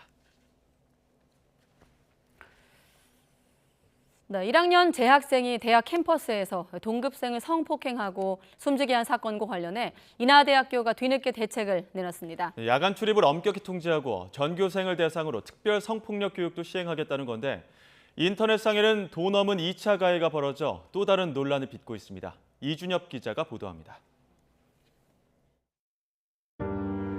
동생아 20살에 머물게 해서 미안해. 인하대 2호관 앞에 마련된 분향소에 고인을 기리는 메모지가 가득 붙었습니다. 추모객이 놓고 간 음료수와 국화꽃도 쌓여 있습니다. 비통하고 참담한 심정이고요. 정말 고인을 추모하는 마음을 모아 이 자리에 있습니다. 지난 15일 동급생 성폭행 사건으로 숨진 인하대 1학년생. 피해자를 위해 마련된 분향소에는 미안하고 안타까움을 느낀 추모객 발걸음이 끊이지 않았습니다. 학생이 가장 안전해야 하는 캠퍼스라는 공간 안에서 두 번 다시는 이 학교 안에서 이런 비극적인 일이 없었으면 좋겠습니다. 가장 안전해야 할 학교에서 성폭행 사건이 일어난 데 대한 충격도 컸지만 뒤이은 2차 가해에 대해서도 자성을 촉구하는 목소리가 나옵니다.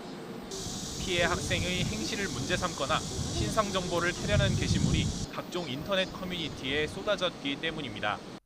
가해 학생에 대한 신상 털기도 도를 넘고 있습니다. 이름과 사진, 전화번호는 물론 초등학교 시절 받은 표창장까지 개인 신상이 낱낱이 유출돼 논란이 일기도 했습니다. 논란이 일파만파 커지는 가운데 학교는 사고 나흘 만에 늑장 대책을 내놓았습니다. CCTV를 등설하고 건물 출입 시간을 조절하는 등 시설 보안을 강화하기로 하고 전교생을 대상으로 한 특별 성폭력 교육이나 재학생 심리치료 방안도 내놓았습니다. 가해 학생 김모 씨에 대해서는 재판보다 앞서서 규칙에 따라 징계한다는 방침인데 가장 강한 처벌인 퇴학 처분이 내려질 것으로 보입니다. YTN 이준엽입니다. 네, 최면 수사로 이름이 난 현직 경찰 프로파일러가 겸직금지 위반, 의무 위반과 성폭력 의혹 등으로 업무에서 배제됐습니다. A 경위는 10여 년 전부터 군산에서 민간 학술단체를 운영하면서 공인되지 않은 임상 최면사 자격증을 발급한 혐의를 받고 있습니다. 또 단체에서 알게 된 여성을 성추행하고 논문 대필 작업을 지시하는 등 이른바 가스라이팅을 일삼았다는 의혹도 불거지고 있습니다. A 경위는 강제성이 없었다면서 의혹을 대부분 부인한 것으로 전해졌습니다. 여성 화장실에서 불법 촬영을 하고 도망친 50대가 경찰의 빠른 눈썰미 덕에 검거됐습니다. A씨는 이달 초 경남 창원시 의창구에 있는 상가 건물 여자 화장실에서 불법 촬영을 하다가 적발돼 도주했습니다. 신고를 받고 출동한 경찰은 CCTV를 확인하다가 A씨가 2주 전 파출소에 분실물을 주었다고 방문한 기억을 떠올리고 인적 사항을 파악해 검거했습니다. 최근 서울 강남 유흥주점에서 종업원과 손님이 사망한 사건과 관련해 경찰이 마약 유통 경로를 집중 수사하면서 공급책을 추적하고 있습니다. 김광호 서울경찰청장은 오늘 기자간담회에서 유흥주점에서 술을 마신 뒤 숨진 20대 손님 A씨가 마약 중간 공급책일 가능성을 열어두고 유통 경로를 수사하고 있다고 밝혔습니다. 서울 마포경찰서는 클럽에 들여보내주지 않는다며 난동을 부리고 물건을 파손한 20대 주한미군 A씨를 현행범으로 체포했습니다. A씨는 어제 아침 6시 20분쯤 서울 서교동에 있는 클럽에 들어가려다 제지당하자 출입자 관리용 지문 인식 기계를 파손한 혐의를 받습니다. 네, 아파트 경비원 갑질 금지법이 시행되었지만 여전히 경비원에 대한 폭행과 폭언은 끊이지 않고 있습니다. 네, 술에 취한 아파트 입주민이 다짜고짜 경비원을 발로 걷어차며 폭행한 일이 최근에도 벌어졌습니다. 이런데도 경비원은 합의를 볼 수밖에 없었다고 하는데요. 어떤 이유 때문인지 윤성훈 기자가 취재했습니다. 서울 천호동에 있는 한 아파트. 입주민 A씨가 경비원 쪽으로 성큼성큼 걸어 들어옵니다. A씨는 경비원을 보자마자 가슴과 어깨 부위를 발로 힘껏 찹니다. 엘리베이터에 갇혀 있었는데 왜 아무런 조치도 하지 않았느냐는 게 이유였습니다. 하지만 YTN 취재진이 CCTV를 확인해 본 결과 당시 엘리베이터는 정상적으로 작동된 상태였습니다. 술에 취해 엘리베이터 문이 열리는 걸 보지도 않고 무턱대고 화를 내면서 폭행을 가한 겁니다. 이른의 나이를 앞둔 경비원에게는 전치 2주의 부상보다 인격적인 모독감이 더 큰 상처로 남았습니다. 벌써 나도 내일 모레면 나이가 70인데 아무리 여기 뭐 주민이라 하더라도 아니 이렇게 당해야 되나. 거기에 대한 스트레스가 사실 컸죠. 경찰서에 가서 A씨를 고소하려 했던 경비원은 A씨의 사과를 받아들일 수밖에 없었습니다. 혹여나 입주민과의 마찰 때문에 일터를 잃진 않을까 하는 걱정 때문이었습니다. 피해 경비원은 만약 입주민이 아니었다면 끝내 합의를 해주지 않았을 거라며 취재진의 억울함을 토로했습니다. YTN 윤성훈입니다. 네, 휴가철을 맞아 인구 이동도 늘어나면서 수도권은 물론이고 비수도권에서도 코로나19 확산세가 뚜렷해지고 있습니다. 지자체들은 방역에 비상이 걸렸고 피서지 상인들은 여름 특수를 누리지 못하는 건 아닌지 긴장하고 있습니다. 송세혁 기자가 취재했습니다. 지난 8일 문을 연 강원도 강릉 경포 해수욕장입니다.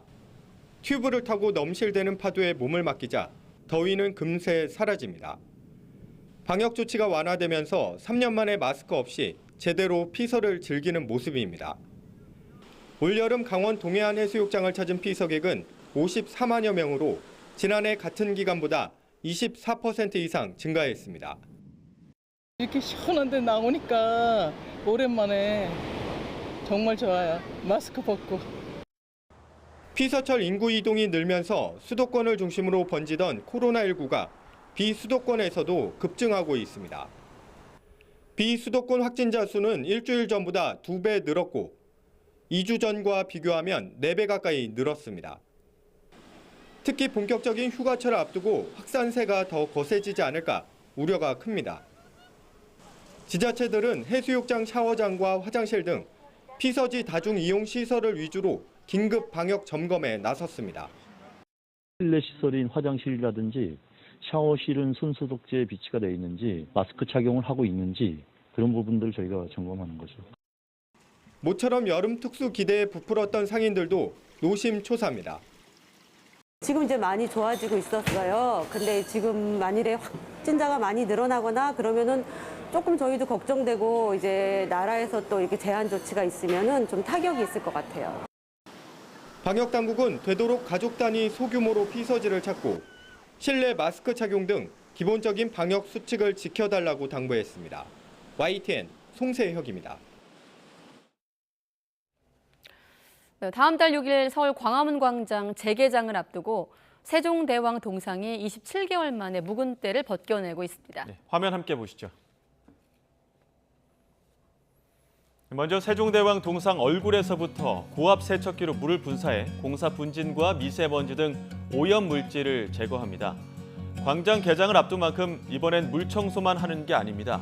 동상은 알칼리성 세제를 사용해 녹은 보존하고 오염 물질만 제거하고 기단은 산성과 알칼리성 세제를 모두 사용합니다.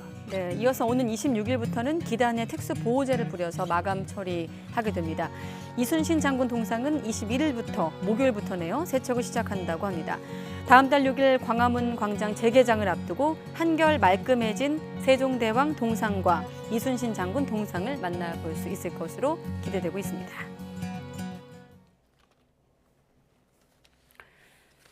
네, 일단 관련 사진 또 영상 공개로 탈북 어민 강제 북송 의혹에 대한 진실 공방이 과열되면서 결국 문재인 전 대통령까지 검찰에 고발됐습니다. 문 전 대통령이 의혹의 정점에 있다는 게 고발단체의 주장입니다. 핵심 피의자 소환도 임박했다는 관측 속에 검찰은 우선 어민들의 귀순 진정성 등 사실관계부터 확인하는 데 주력하고 있습니다. 우철희 기자의 보도입니다. 보수 성향 변호사 단체인 한반도 인권과 통일을 위한 변호사 모임이 탈북어민 강제 북송 의혹을 수사하는 서울중앙지방검찰청에 고발장을 제출했습니다. 의혹의 정점이라면서 문재인 전 대통령을 살인 등의 혐의로 고발한 겁니다. 이 단체는 특히 문 전 대통령의 결재 없이 강제 북송을 설명하는 건 극히 불합리하다면서 어민들이 북한 당국에 의해 살해당할 것을 능히 예견할 수 있었다는 살인의 미필적 고의가 있다고 주장했습니다. 본질은 2명의 귀순 어민을 문재인 정부가 대한민국 헌법 및 형사법, 국제법을 위반하면서 강제 북송함으로써 죽음으로 몰고 간 국가폭력, 정권에 의한 살인인 것이다. 검찰은 강제 북송 의혹을 수사하고 있는 공공수사 3부의 사건을 배당해 고발장 검토에 들어갈 것으로 보이는 가운데 조만간 고발인 조사를 진행할 방침입니다. 현재 검찰 수사는 탈북 어민들의 납포부터 송환까지 사실관계를 확인하는 데 초점이 맞춰져 있습니다. 특히 귀순 의사의 진정성 규명이 우선입니다. 검찰은 국정원 압수수색 등에서 어민들이 자필로 남측에 남고 싶다는 의사를 밝힌 보호신청서와 개인 신상을 적은 신원 진술서 등을 확보한 것으로 전해졌습니다. 앞서 정의용 전 청와대 국가안보실장은 어민들이 엽기적 살인마라면서 납포 뒤 동해안까지 오는 과정에서 귀순 의사를 전혀 밝히지 않았고 진정성도 없는 것으로 판단했다고 밝혔습니다.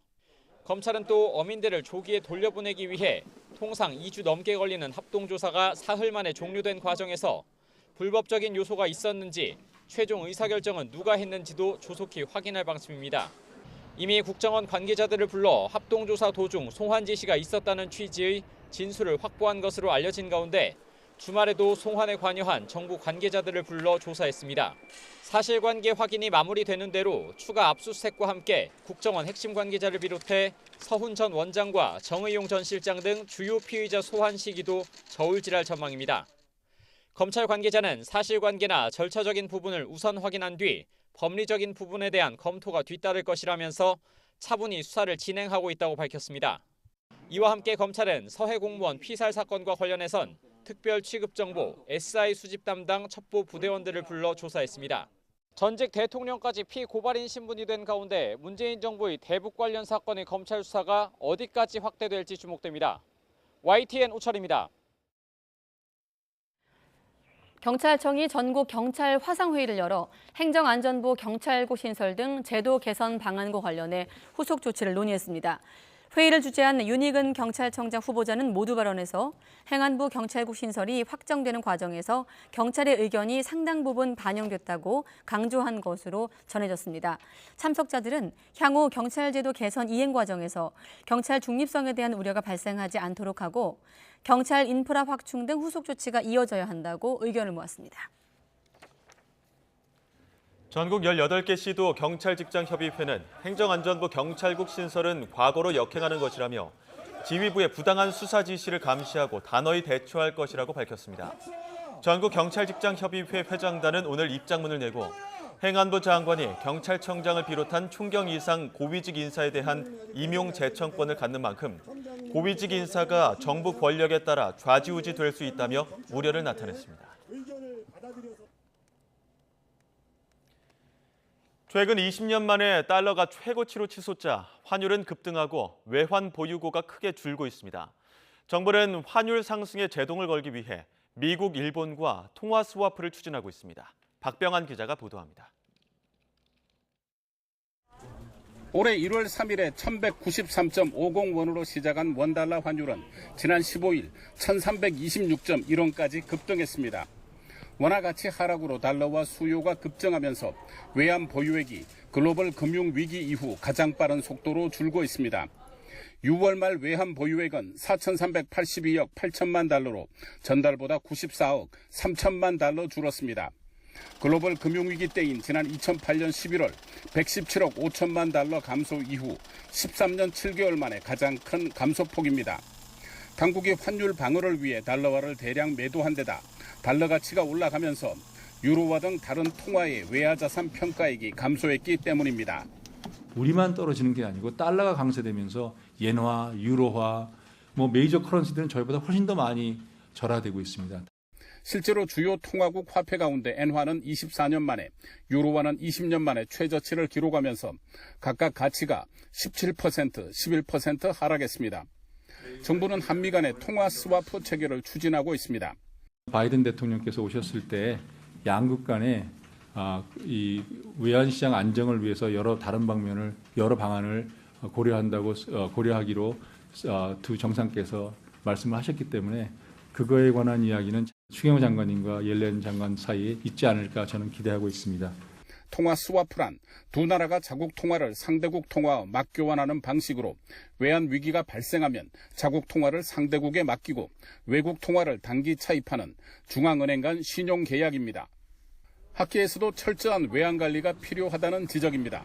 특히 무역수지 적자가 지속되는 가운데 한미 금리 역전에 대한 우려도 있어서 당장 위기인 상황이라고 말할 수는 없지만 철저한 외환 보유 관리가 필요한 것은 사실입니다.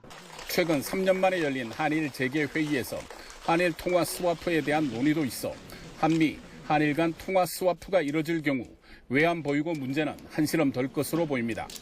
YTN 박병헌입니다.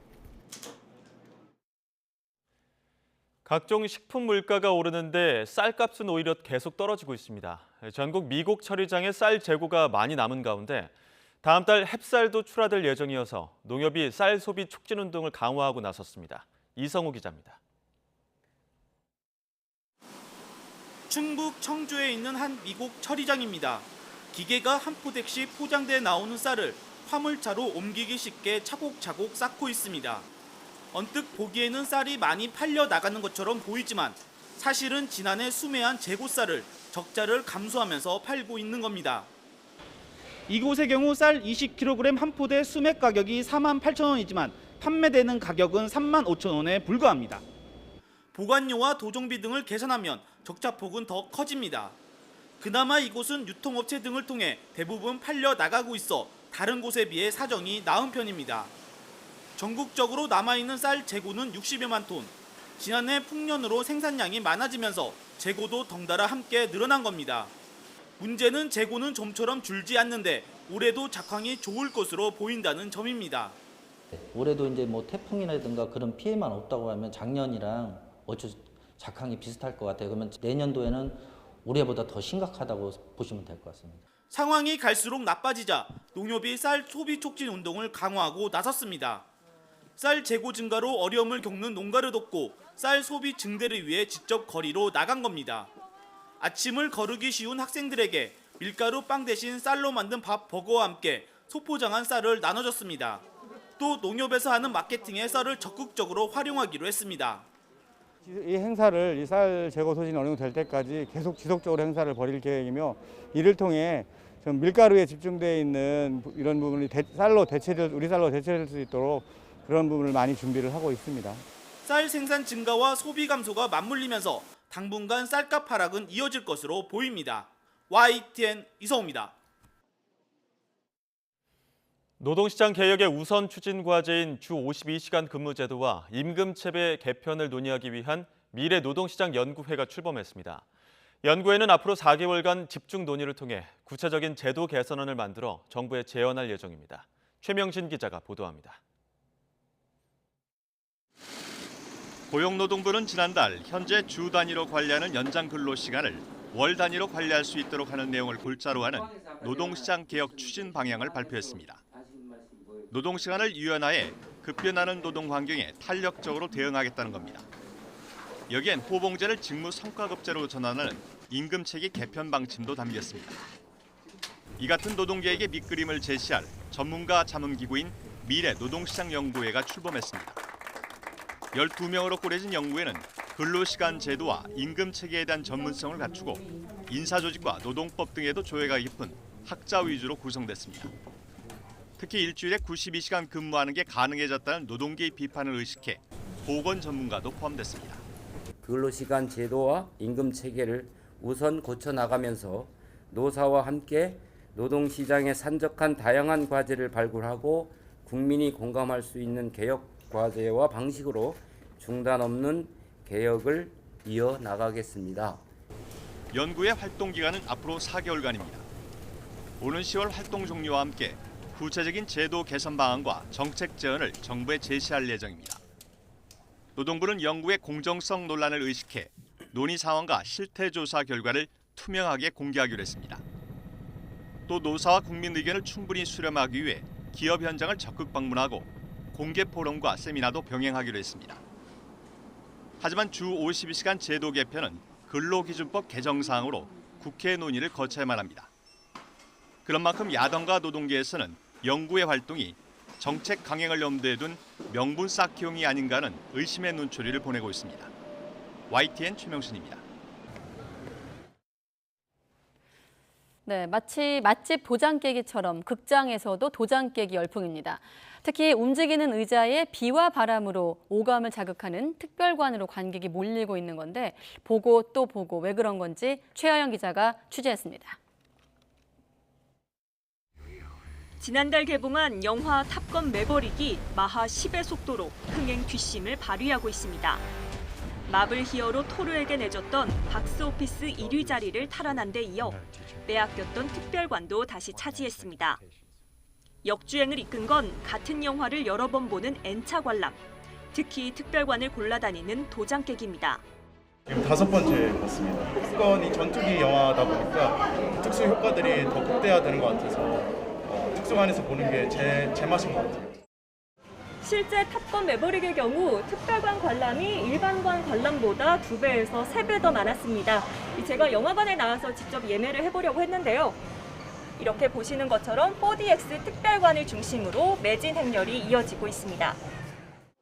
체험하는 영화가 주목받는 건 오랜만에 극장으로 돌아온 관객들이 안방에선 느낄 수 없는 몰입감과 만족감을 원하기 때문입니다. 제가 팝콘을 먹으려고 들어왔는데 자꾸 흔들려서 못 먹을 정도로 흔들리거든요. 그래서 실제로 비행기 타는 것처럼 이렇게 느꼈어요. 비행기 값이 22,000원이면 엄청 싸다라는 말이 있을 정도로. 네. 또 OTT로 영화를 보는 게 익숙해지면서 극장에선 표값이 아깝지 않을 만한 큰 영화에 몰리는 겁니다. 이에 올여름 대작 영화인 외계인과 한산, 비상선언은 일찌감치 특별관 자리를 예약했습니다. 하지만 특별관 쏠림이 반갑지 않은 영화들도 있습니다. 독립영화, 예술영화가 극장에서 거의 자리를 잡지 못할 게 이제 우려가 되는 거죠. 오히려 그런 영화들은 그냥 TV로 보고 대작 영화만 이제 극장에서 보러 간다. 재밌으면 본다는 게 극장과 불문율이지만 자칫 장르별로 극장용과 OTT용으로 나뉘지 않을까 하는 양극화 걱정이 뒤따르고 있습니다. YTN 최하영입니다. 네, 다음 달 3일 개봉하는 영화 비상선언이 전 세계 169개 나라에 선판매됐습니다. 배급사 쇼박스는 비상선언이 국내 개봉 전 미국과 캐나다, 싱가포르, 홍콩, 호주 등에 선판매돼 전 세계 곳곳에서 개봉을 준비하고 있다고 밝혔습니다. 이 영화는 우리나라 첫 항공재난 영화로 한재림 감독이 메가폰을 잡았고 송강호와 이병헌, 전도연 등 쟁쟁한 배우들이 주연을 맡았습니다. 네, 표절 논란에 휩싸인 가수 겸 작곡가 유희열 씨가 13년 동안 진행해왔던 음악 프로그램 유희열의 스케치북에서 하차하기로 했습니다. 유희열은 소속사 안테나를 통해 유희열의 스케치북은 600회를 끝으로 마무리한다면서 긴 시간 동안 아껴준 많은 분들에게 감사 인사를 올린다고 밝혔습니다. 이와 별개로 표절 의혹에 대해선 상당수 의혹이 각자의 견해고 해석일 수는 있지만 자신으로선 받아들이기 힘든 부분이라면서 동의하기 어려운 부분이 있다고 설명하기도 했습니다. 지난 3월 제5회 메이저 플레이어스 챔피언십에서 우승했던 호주의 캐머런 스미스가 최고 권위 D-오픈에서도 역전 우승을 차지했습니다. 김시우는 마지막 날 부진해 탑10 진입이 좌절됐습니다. 보도에 김상희 기자입니다. 150번째 클라레저그의 주인공은 호주의 캐머런 스미스였습니다. 올드코스 20언더파 우승은 타이거 우즈가 세웠던 19언더파를 뛰어넘은 새로운 기록입니다. 호주 선수가 D-오픈에서 우승한 건 1993년 그렉 노먼 이후 29년 만에 처음입니다. I think to win an Open Championship in itself is probably going to be a golfer's highlight in their career. I'll probably have about 20 claret jugs. Well done, mate. 선두 맥킬로이의 네타 뒤진 채 4라운드를 시작한 스미스는 퍼팅 귀재답게 어렵기로 정평이 난 올드코스 그린에서 버디쇼로 추격전을 펼쳤습니다. 10번 홀부터 5홀 연속 버디를 낚으면서 역전에 성공하더니 17번 홀 위기를 파로 잘 넘긴 뒤 마지막 홀 버디로 드라마를 완성했습니다. 사우디 자본이 후원하는 리브 골프 이적 소문이 무성한 유명 선수 가운데 한 명인 스미스는 이에 대한 질문에는 즉답을 피했습니다. I just won the British Open and you're asking about that. I think that's pretty not that good. 타이거 우즈를 비롯해 대부분의 전문가가 우승 후보로 꼽았던 대표적인 PGA 잔류파 맥킬로이는 8년 만에 찾아온 메이저 우승 기회를 아쉽게 놓쳤습니다. I'll be okay. It's not, at the end of the day, it's not life or death, and I'll have other chances to win the Open Championship and other chances to win majors. And 3라운드 공동 5위에 올라 상위권 입상이 기대됐던 김시우는 마지막 날 한타를 잃고 공동 15위로 대회를 마쳤습니다. 2007년 최경주가 세웠던 공동 8위를 뛰어넘는 이 대회 한국인 최고 성적 달성은 다음 기회로 미뤄졌습니다. YTN 김상혁입니다. 베테랑과 신예가 뭉친 탁구 남자 복식에서 우리나라가 중국을 연파하고 세계 정상에 올랐습니다. 이상수 조대성조는 헝가리에서 끝난 스타 컨텐더 유럽 대회 결승에서 량징쿤, 린가오웬 조의 짜릿한 3대2 역전승을 거뒀습니다. 이번 대회는 테니스의 마스터스 1000 시리즈와 같은 특급 대회로 세계 정상급 강호들이 대거 출전했습니다. 국내 최고 모터스포츠 대회 슈퍼레이스 4라운드에서 정희철이 정상에 섰습니다. 정희철은 전남 영암에서 열린 4라운드 삼성화재 6000 클래스에서 선두를 단 한 번도 내주지 않고 가장 빨리 결승선을 통과했습니다. 같은 볼가스 소속팀 동료 김재현이 2위로 골이 나면서 팀 창단 최초로 1, 2위를 석권했습니다. 지금도 충청 이남을 중심으로 장맛비가 내리고 있습니다. 강한 비구름대는 물러났지만 이들 지역에는 내일 아침까지 가끔 비가 내릴 텐데요. 앞으로 제주도의 최고 40mm, 영남 지방에 5에서 20mm가 예상됩니다. 내일 오전부터는 전국적으로 구름만 많은 날씨가 이어지겠습니다. 다만 강원 산간과 경북 북동 산간에는 오후 한때 소나기가 지날 수 있겠습니다. 내일 아침 기온은 남해안과 제주도를 중심으로 열대야가 나타나겠습니다. 서울 24도, 대전 23도, 대구 25도가 예상됩니다. 내일 낮 기온은 전국적으로 33도 안팎까지 오르겠습니다.